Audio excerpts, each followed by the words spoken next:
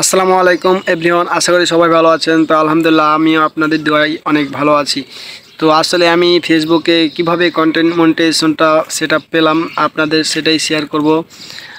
আমি অনেক দিন থেকেই কাজ করি ডুয়েট ভিডিও নিয়ে, এবং সেই সাথে অনেক ধৈর্য ও পরিশ্রম করে এই কন্টেন্ট মনিটাইজেশনটা পেয়েছি।